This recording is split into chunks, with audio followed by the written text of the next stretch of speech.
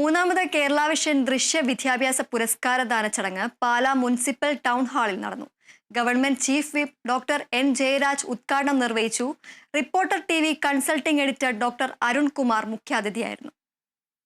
നമ്മളുടെ ജീവിതത്തെ കംഫർട്ട് സോണിന് പുറത്തേക്ക് എടുക്കുക എന്ന് പറയുന്നത് ഒരു ഉദ്ദേശത്തോടു കൂടിയായിരിക്കണം. ആ ഉദ്ദേശം എന്ന് പറയുന്നത് നിങ്ങൾക്ക് ചെയ്യാൻ കഴിയുന്ന നിങ്ങളുടെ പാഷൻ നിങ്ങൾക്ക് ഒരു ജോലിയാക്കി മാറ്റാൻ കഴിയുമോ എന്നതാണ് ചോദ്യം. 3 കാര്യങ്ങളാണ്. നിങ്ങൾക്ക് ചെയ്യാൻ കഴിയുന്ന നിങ്ങളുടെ ഒരു പാഷൻ ജോലിയാക്കി മാറ്റുക എന്നുള്ളതാണ്. നിങ്ങൾക്ക് പാഷൻ ഉണ്ടാവാം, പക്ഷെ ചിലപ്പോൾ നിങ്ങൾക്ക് ചെയ്യാൻ കഴിയണമെന്നില്ല. അപ്പോൾ നിങ്ങൾക്ക് ചെയ്യാൻ കഴിയുന്ന ഒരു പാഷൻ നിങ്ങൾക്ക് തിരിച്ചറിയാൻ കഴിയുമോ? SSLC +2 പരീക്ഷകളിൽ ഉന്നത വിജയം നേടിയ വിദ്യാർത്ഥികളെയാണ് ക്യാഷ് പ്രൈസ് ഉൾപ്പെടെയുള്ള പുരസ്കാരം നൽകി ആദരിച്ചത്. COA സംസ്ഥാന പ്രസിഡന്റ് പ്രവീൺ മോഹൻ ആമുഖ പ്രഭാഷണം നടത്തി.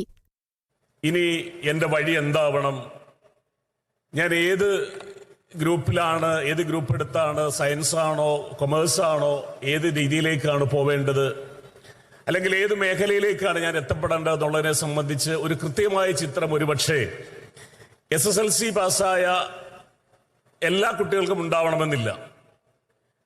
എന്നാൽ അതിന് അപ്പുറം +2 കഴിഞ്ഞ കുട്ടികളെ സംബന്ധിച്ച് ഏതാണ്ട് കൃത്യമായ ഒരു വീക്ഷണം നിങ്ങളെ സംബന്ധിച്ച്, നിങ്ങളുടെ ഭാവി ജീവിതത്തെ സംബന്ധിച്ച് ഉണ്ടായിട്ടുണ്ടാവും. ഉണ്ടായിട്ടില്ലെങ്കിൽ നിർബന്ധമായും അതുണ്ടാവണം എന്നുള്ളതാണ് എനിക്ക് ആദ്യമായി സൂചിപ്പിക്കാനുള്ളത്. ഫ്രാൻസിസ് ജോർജ് MP, ചാണ്ടിയുമ്മൻ MLA, ജില്ലാ പഞ്ചായത്ത് അംഗം ഷോൺ ജോർജ്, പാലാ നഗരസഭാ ചെയർമാൻ തോമസ് പീറ്റർ, നഗരസഭാ വിദ്യാഭ്യാസ സ്റ്റാൻഡിംഗ് കമ്മിറ്റി അംഗം Jose J Cheeramkuzhy, ward councillor Biji Jojo എന്നിവരും chairman PSCB, MD Joji J Jacob, Sidco director Binu V Kallepilly, Drishya director Muhammad Nawas, COA Kottayam ജില്ലാ secretary B Reji, president OV Varghese തുടങ്ങിയവർ പരിപാടിയിൽ പങ്കെടുത്ത് സംസാരിച്ചു.